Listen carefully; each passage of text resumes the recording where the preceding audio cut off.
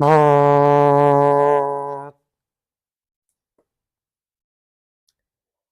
le son du chauffard. Vidéo très importante. Joli trucage, hein? La chaîne devient moderne. Bon, juste quand j'allais commencer la vidéo, j'ai eu un appel téléphonique, une sonnerie, pour m'empêcher de commencer la vidéo. Bien entendu, comme d'habitude, un numéro que je ne connais pas, donc certainement pour me vendre des fenêtres ou une publicité quelconque, etc. On est envahi, hein? On est envahi. Alors, déjà, tout d'abord, désolé parce que, vu l'importance de la vidéo, je vais devoir mettre souvent en pause. Donc, à un moment donné ou à un autre, il y aura un décalage avec le son. Donc, et je sais, je suis désolé, c'est très déstabilisant, mais je n'ai toujours pas trouvé le moyen de faire en sorte que ça n'arrive pas. Donc, soit vous regardez ailleurs, soit vous regardez pas, vous ne regardez pas mes lèvres, je ne sais pas comment il faut faire pour être le moins déstabilisé possible. Euh, mais bon, alors, vous avez vu le titre? C'est énorme.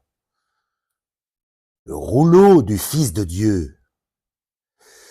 Je vais d'abord, j'ai pris des notes. J'ai pris des notes dans mon cahier M&M's. Là, cette fois-ci, on va voir si je vais être censuré, si je vais pouvoir publier, puisque j'ai fait de la pub. Mais certainement pas, hein, puisque c'est pour pour des calories vides, pour de la gourmandise. Donc, normalement, ça devrait passer. Donc, quand je dis la vérité, même s'il n'y a pas de vulgarité ou d'appel à la haine ou d'antisémitisme, homophobie, etc., je suis censuré, même pour des choses, des extraits de choses que d'autres avaient déjà publiées, mais moi je ne peux pas. Mais bon, c'est pas bien grave. Donc je vais d'abord vous en faire la lecture de ce fameux rouleau du Fils de Dieu en entier, et vous allez voir, vous allez passer de, de sensations inverses, je vais pas dire à chaque phrase, mais pas loin. Vous allez vous dire, c'est lui, mais c'est pas lui. Ah oui, c'est clair. Ah ben non, c'est pas clair. Ça correspond à fond. Ah ben non, ça correspond pas du tout. Ah si, mais, enfin non, ça correspond, mais pas pour cette chose-là. Vous allez voir, ça part dans tous les sens. C'est très intéressant. Alors, c'est un rouleau. Il fait partie des manuscrits de Qumran. Euh, les manuscrits de Qumran, les premières découvertes ont été faites en 1947. Après les fouilles, bon, je vais pas vous refaire tout le laïus, hein. Mais bon, ce rouleau-là a été découvert en 1958, mais il a été caché jusqu'en 1993 ou 93. Donc, pendant 35 ans, on n'a pas voulu le dévoiler. Tiens, tiens. Et c'est maintenant. Enfin non, c'est pas maintenant, c'est 1993. 93, je viens de le dire. Qu'est-ce que je raconte? Mais c'est maintenant que moi je tombe dessus. Bon, bref. Alors pendant 35 ans, alors on va refaire un petit tour, pour ceux qui s'intéressent, allez voir ma playlist Perversion des Codes de Dieu. Oui, je vais commencer à le lire, un petit peu de patience, un petit peu de patience.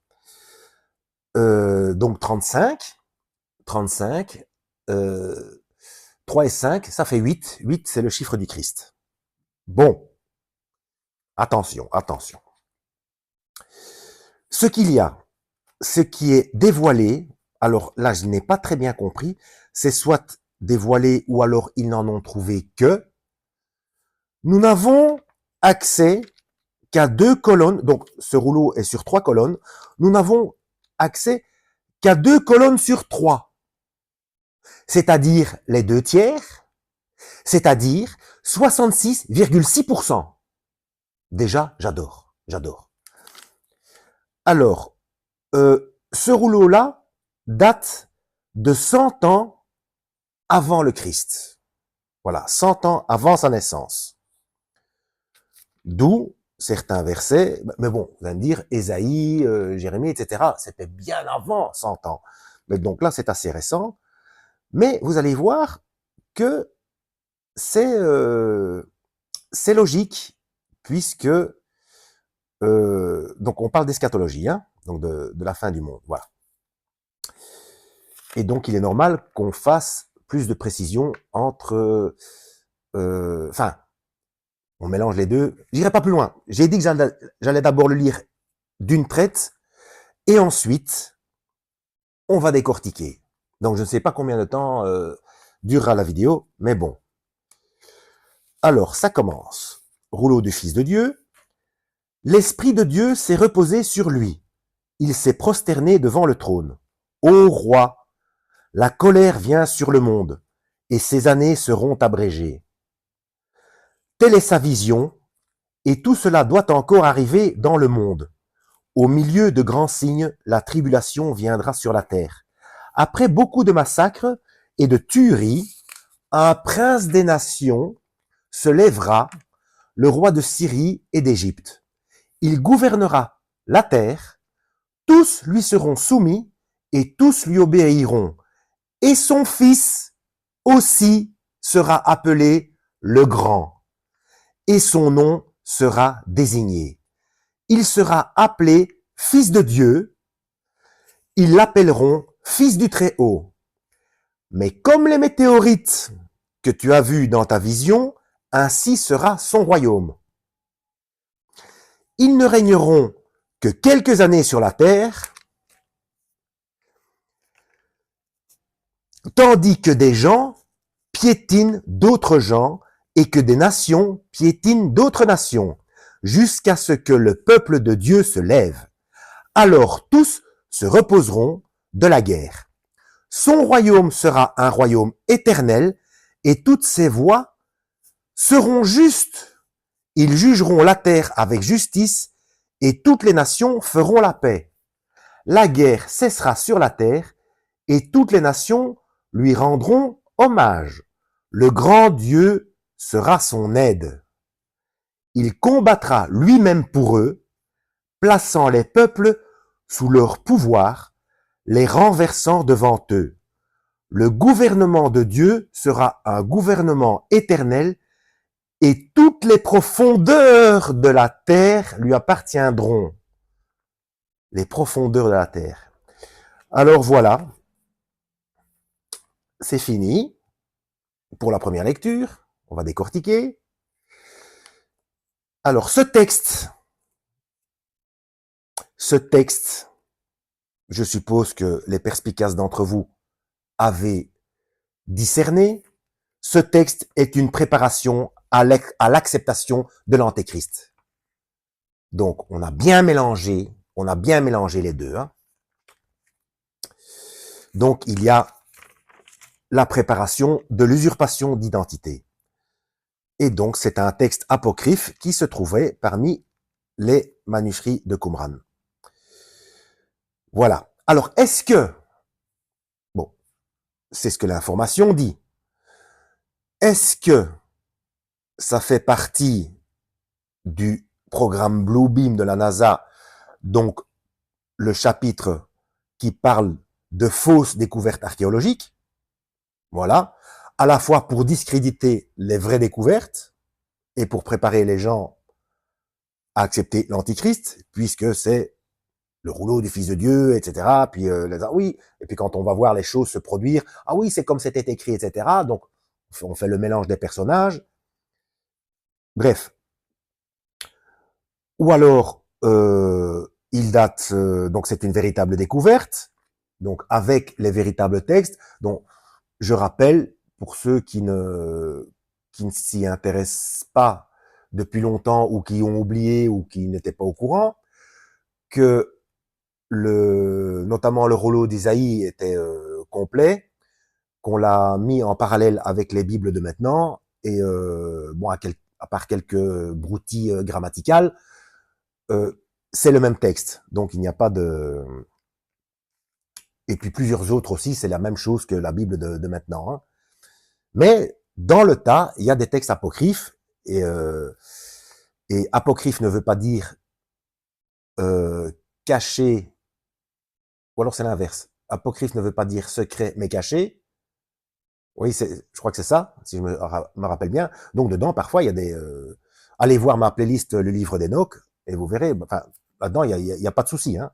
Il n'y a pas de souci. Hein. D'ailleurs, là, je crois que c'est vraiment apocryphe, donc c'est-à-dire caché, justement pour empêcher de se rendre compte des confirmations de ce qu'il y a dans la Bible, c'est-à-dire interdiction de prier quelqu'un d'autre que Dieu, et puis ce qui s'est passé exactement avec les veilleurs, qui sont les anges déchus, qui étaient censés nous surveiller, et qui, bon, ils ont vu les femmes humaines, et hop, là, ils ont pété les plombs, et ils se sont rendus coupables d'hybridation.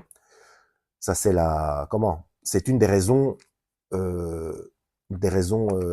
primordiales, d'une des raisons les importantes, premières, du déluge, hein, c'est la modification de l'espèce humaine. Hein, Dieu ne supporte pas ça. Hein. Bref, alors, on va décortiquer. L'Esprit de Dieu s'est reposé sur lui. Bon, l'Esprit de Dieu s'est reposé sur lui. Donc, sur le Fils de Dieu. Pourquoi reposer? Bon, on sait que donc l'Esprit de Dieu, donc l'Esprit Saint, s'est reposé sur lui.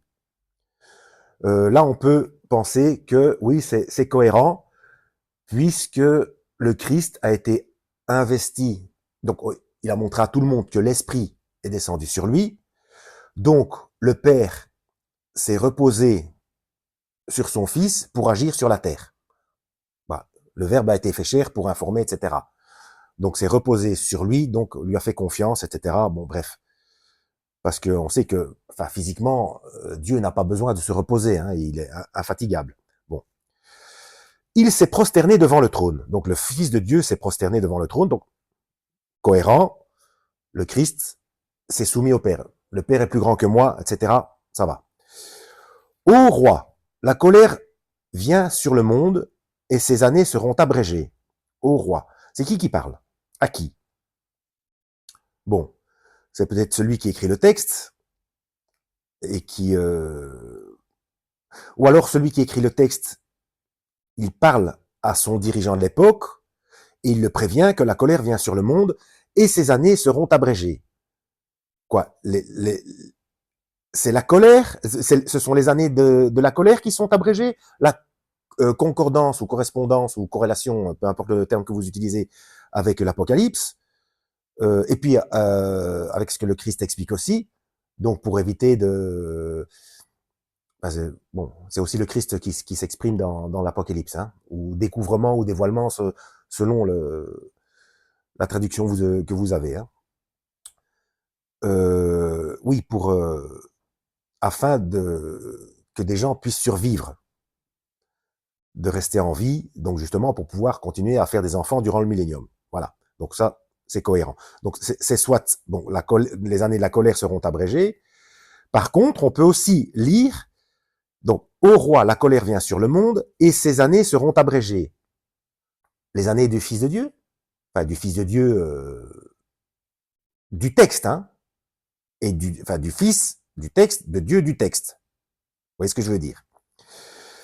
Telle est sa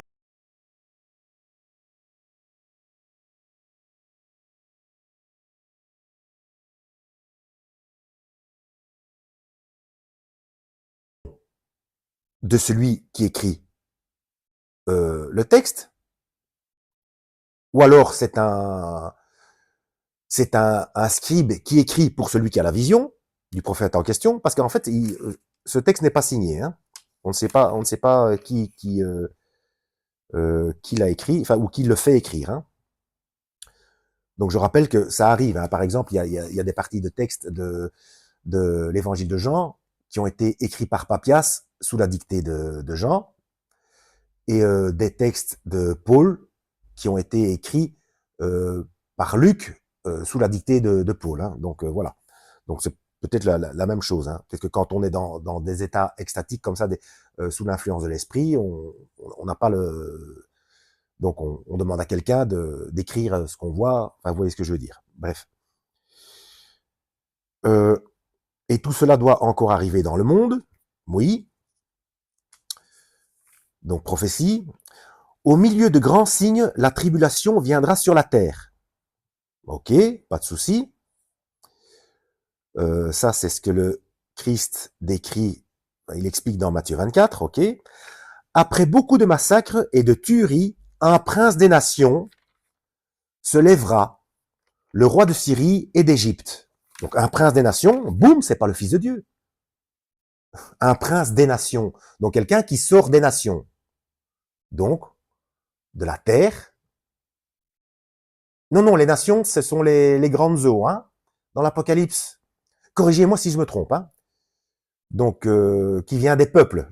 Donc, les peuples, c'est, oui, parce que la bête de la terre, c'est le faux prophète. Donc, la bête de la mer, c'est l'antichrist. Donc, un prince des nations, et d'autant plus que derrière, on dit le roi de Syrie et d'Égypte, donc le péché. Ok. Mais Syrie a rapport avec la Perse.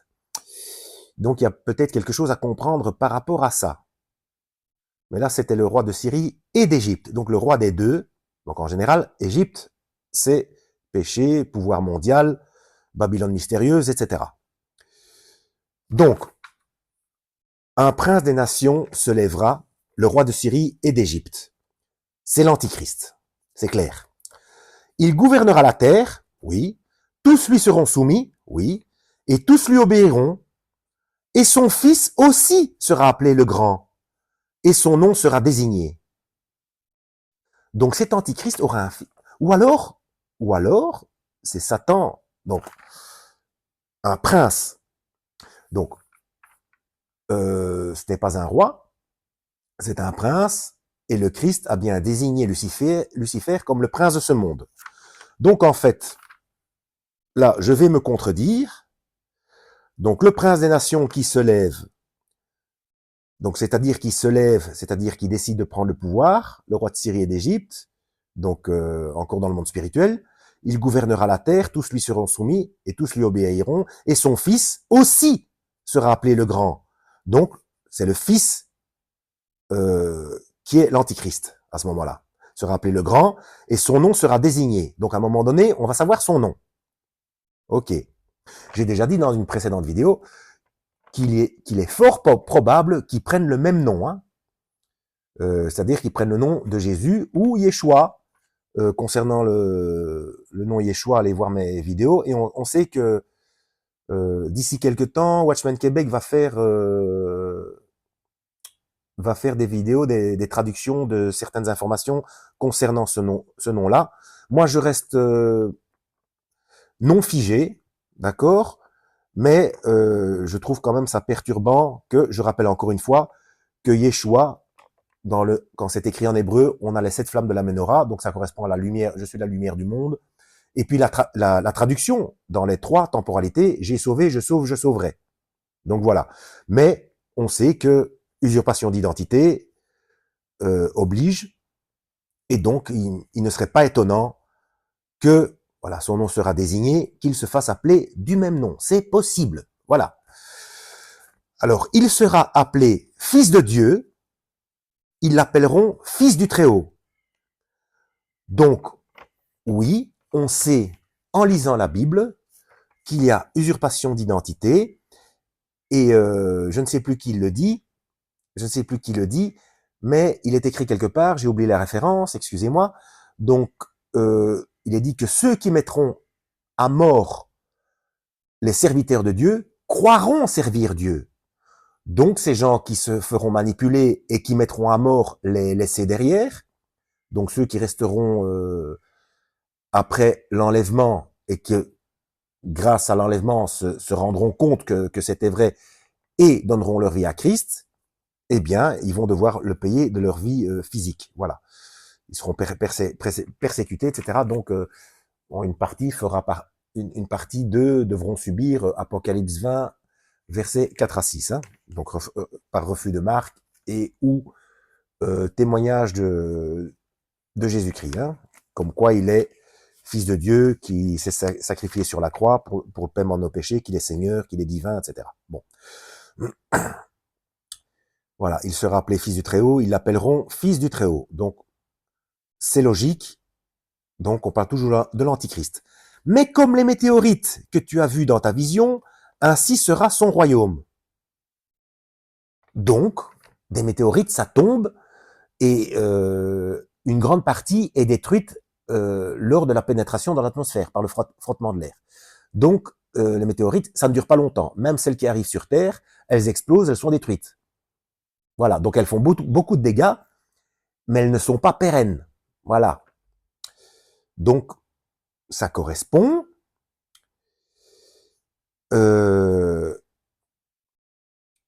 Bon, mais comme les météorites que tu as vues dans ta vision, ainsi sera son royaume. Ils ne régneront que quelques années sur la terre, tandis que des gens piétinent d'autres gens, et que des nations piétinent d'autres nations, jusqu'à ce que le peuple de Dieu se lève. D'accord. Donc là, ça correspond aussi. Ils vont régner, donc, Satan, l'antéchrist et le faux prophète. Faux prophète, on l'a pas encore vu là-dedans, mais bon, on connaît le texte, si vous lisez la Bible. Donc, là, oui, ils ne régneront que le temps... allez, je vais devoir mettre pause. J'ai perdu le fil, je vais devoir mettre pause. Désolé, ça va décaler le son. Voilà, donc ils ne régneront que le temps que des gens piétinent d'autres gens, que des nations piétinent d'autres nations. Donc pendant la guerre, jusqu'à ce que le peuple de Dieu se lève. Alors là, attention. Un broglio, ou je ne sais pas comment il faut dire, je ne sais pas ce que ça veut dire, je trouve le terme joli, et puis ça fait un petit peu... ça fait le bazar. Donc, non, je dirais pas dans le dictionnaire, j'ai pas envie. Donc paradoxe, on va dire paradoxe, parce que l'antichrist est censé amener la paix. Donc vous voyez, ça se mélange, hein, le truc. Donc, voilà, c'est la guerre, jusqu'à ce que le peuple de Dieu se lève.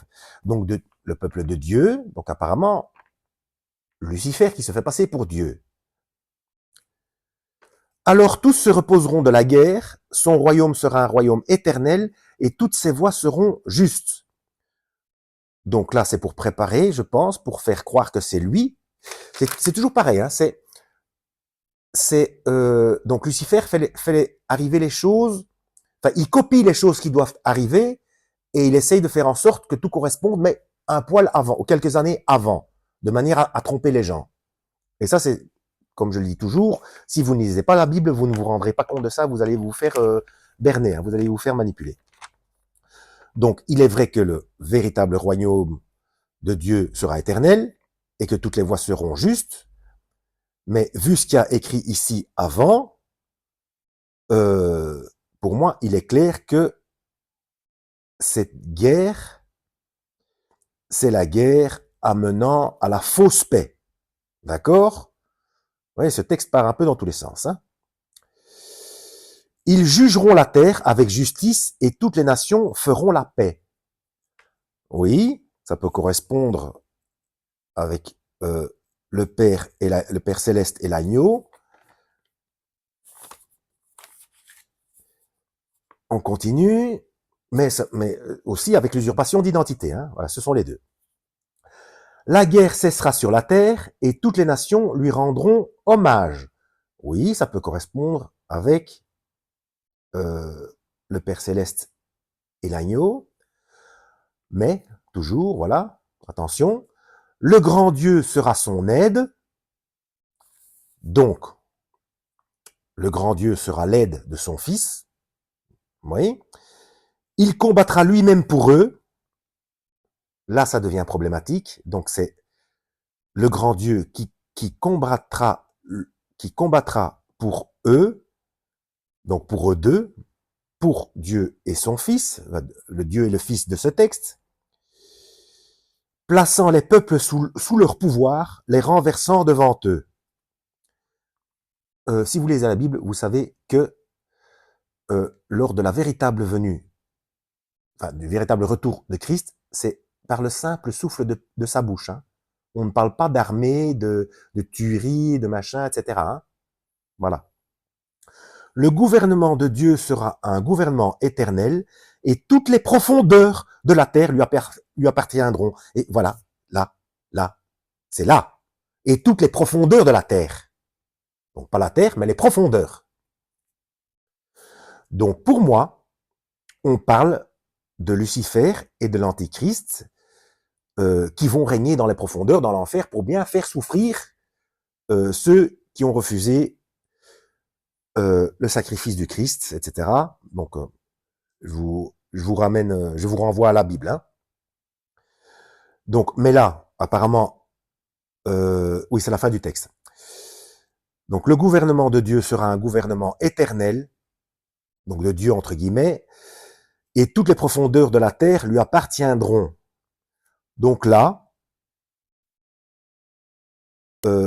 Lucifer se ment à lui-même parce qu'il pense qu'il va pouvoir régner éternellement, alors que nous savons qu'il sera lui-même détruit dans le lac de feu.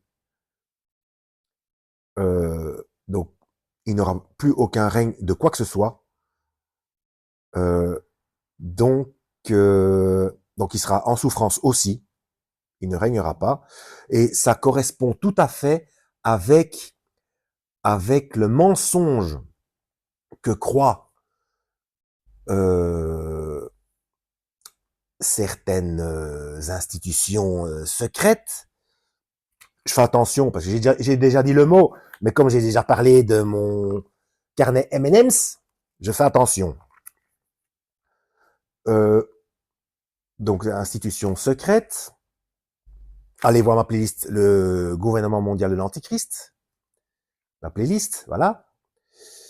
Où on en parle. Où on fait croire aux gens, pour les attirer dans ces institutions, ou alors à partir d'un certain degré, c'est ce qu'on leur dit, pour qu'ils restent bien endoctrinés, que en réalité, en enfer, il n'y a pas de souffrance et qu'on peut, ce n'est que plaisir et on peut faire tous les péchés qu'on veut. Voilà. Donc là, ça correspond à ce mensonge-là. Voilà. Et toutes les profondeurs de la terre lui appartiendront. Je le dis encore une fois. Hein. Donc, si c'est les profondeurs de la terre qui appartiendront à ce Dieu et ce Fils de Dieu, c'est que ce n'est pas, puisque qu'est-ce qui appartient au Père Céleste et à l'agneau? C'est non seulement l'univers qui a débuté lors du Big Bang, mais aussi ce qui est en dehors de l'univers. Donc l'univers et les environs et en dehors de l'espace-temps, etc. Enfin, il n'y a pas de limite.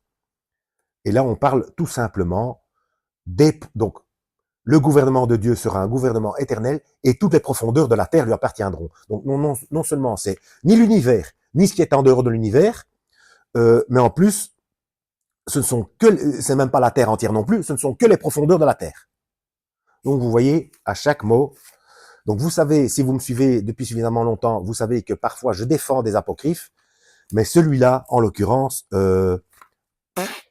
excusez-moi, mais rien du tout, pas question. Voilà.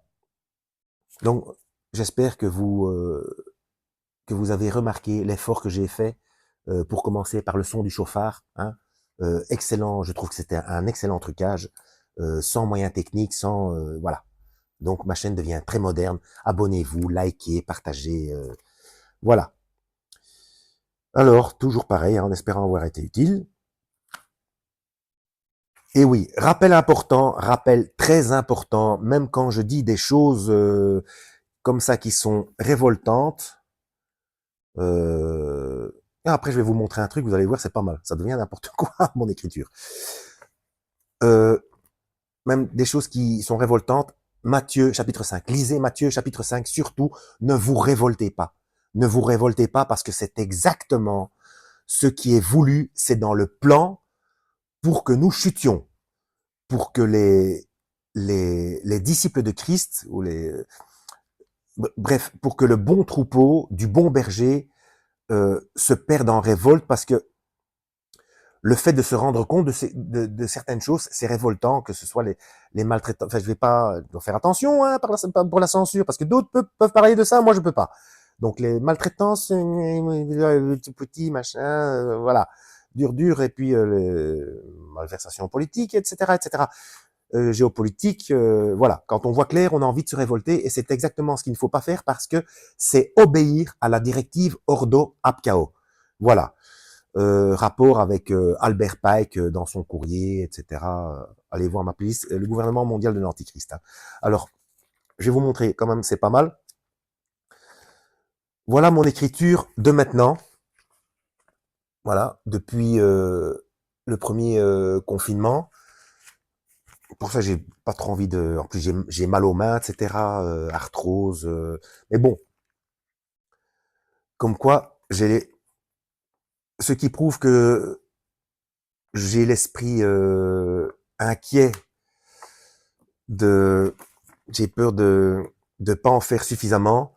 Voilà, quand j'ai l'esprit tranquille et que je prends des notes pour élaborer des programmes de musculation, mon écriture est quand même moins moche, quoi. Vous voyez? Donc voilà.